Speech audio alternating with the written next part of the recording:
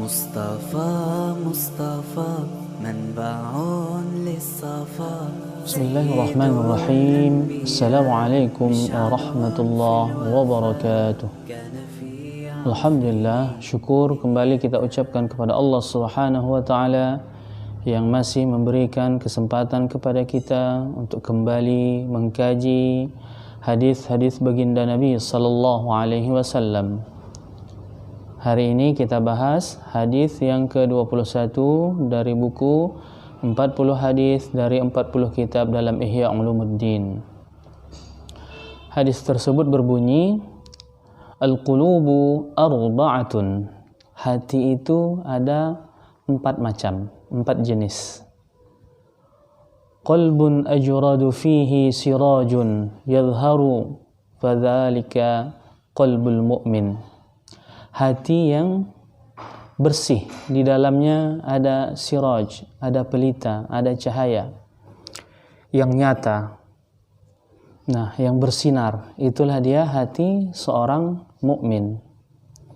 Wa qalbun aswadu mankusun, dan hati yang hitam, yang terbalik. Fadzalika qalbul kafir, itulah dia hati orang-orang kafir. Kemudian hadisnya berbunyi, wa qalbun aghlaqu marbutun ala ghilafihi fadzalika qalbul munafiq. Yang ketiga yaitu hati yang tertutup, yang terikat. Tutupnya itu diikat, itulah dia hati orang munafik. Yang keempat adalah wa qalbu musaffahun fihi imanun wa nifaqun. Hati yang dilapis, dan di dalam lapisannya itu ada iman dan nifaq.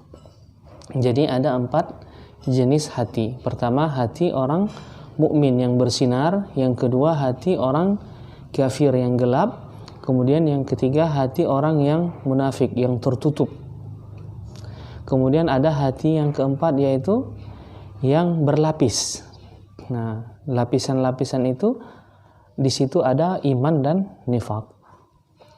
Nah, Imam Al-Ghazali di dalam kitabnya Ihya Ulumuddin memasukkan hadis ini di dalam kitab yang ke-21, yaitu kitab Keajaiban Hati.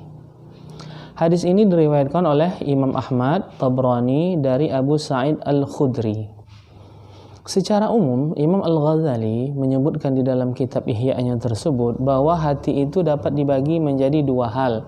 Yang pertama yaitu hati dalam artian daging, yaitu yang berbentuk buah sonubar. Jadi bentuk dari hati kita itu seperti buah sonubar, makanya sering kita sebut dengan hati sanubari.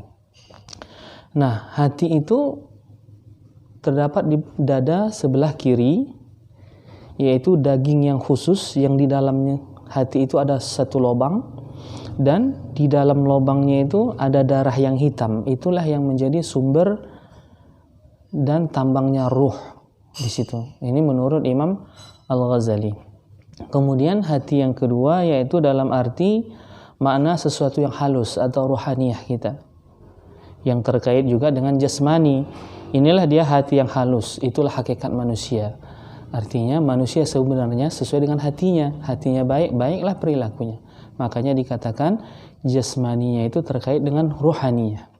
Baik rohaninya, baiklah jasmaninya. Karena jasmani itu cerminan dari hati. Dan hati inilah yang dimaksudkan dengan muara dari sungai-sungai panca indera. Apa maksudnya?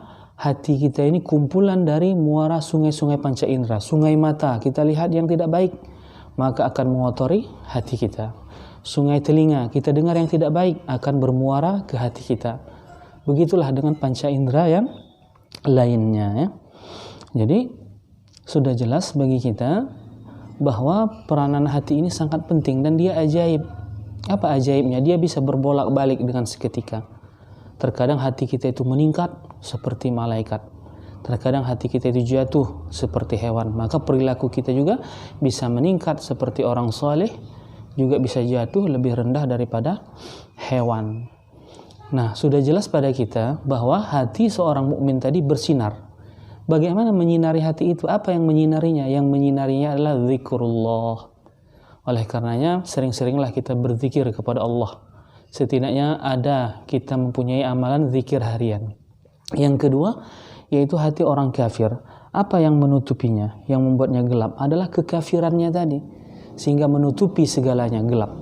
Yang ketiga adalah hati orang munafik yang ditutup dan terikat. Ini maksudnya adalah munafik i'tiqadi.